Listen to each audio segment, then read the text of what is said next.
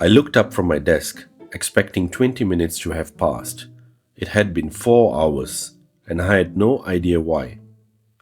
Time had simply vanished. Remember that restless, chattering mind? The one that never quite settles? For a long time, I thought the goal was just to quiet it. But quieting the noise turned out to be step one. What I really wanted to know was what happens next?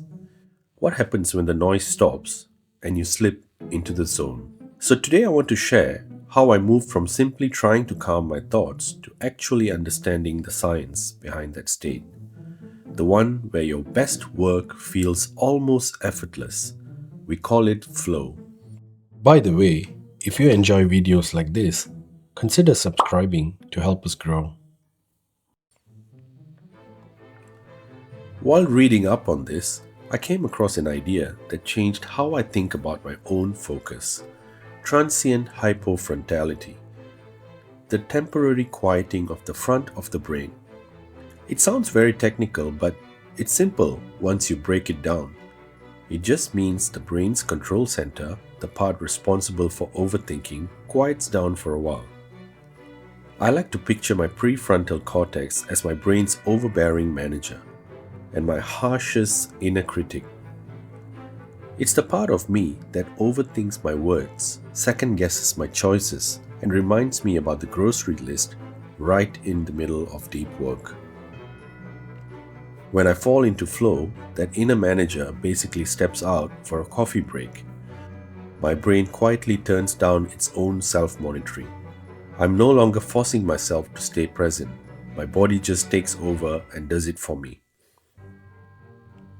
I used to think flow was pure luck.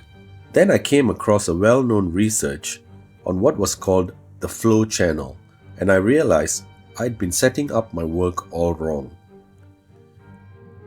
Now think of it like a video game. If I'm stuck replaying a dull tutorial level, I get bored and quit. But if I'm thrown straight into an impossible boss fight, I panic and quit too.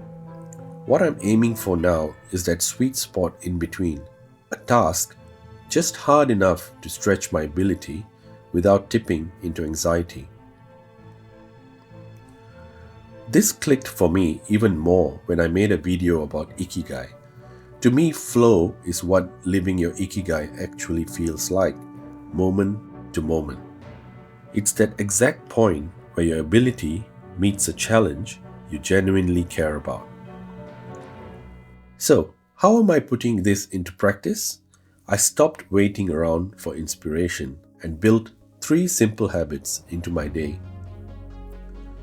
First, I set tiny goals. I used to overwhelm myself with a months-long plan. Now I only think about the next 10 minutes. One clear next step and my decision fatigue disappears. Second, I built in instant feedback. Games hook us because every action gets an immediate response. So I started doing the same with my work. When I write, I keep a word counter or a simple timer on screen so I can watch progress happen in real time. Third, I created a quiet, distraction-free space. I realized my surroundings were working against my focus. So now when it's time to lock in, I leave my phone in another room, put on noise-cancelling headphones, and open just one browser tab. It's my way of telling my brain this hour is sacred. Learning to trigger flow has changed more than just how much I get done. It's brought me a kind of daily calm I didn't have before.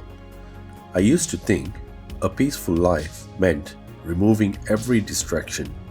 Now I know the real secret isn't avoiding the noise. It's finding your own rhythm, the one that makes the noise fade away on its own. Which is why they probably say time flies by when you're having fun. If you like topics like this, consider subscribing to Inspired Life to help us grow.